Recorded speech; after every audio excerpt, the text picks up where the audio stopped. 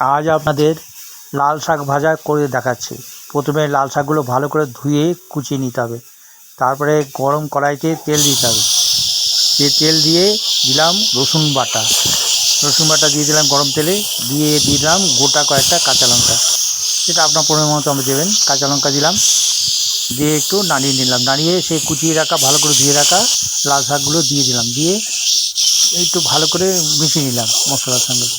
মিশিয়ে দিলাম হলুদ দিলাম।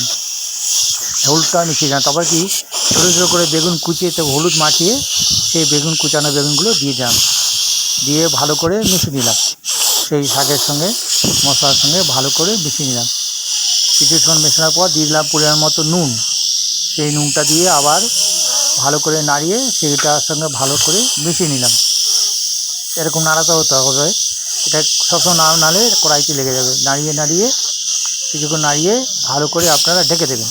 5-6 মিনিট 7 মিনিট ঢাকলেই সেটা ভালো করে সেদ্ধ হয়ে যাবে। তারপরে নামিয়ে নেবেন। তৈরি হয়ে গেল সুস্বাদু লাল শাক ভাজা। করে দেখুন, গরম গরম ভাতে খেতে খুব স্বাদ লাগে। ভালো লাগলে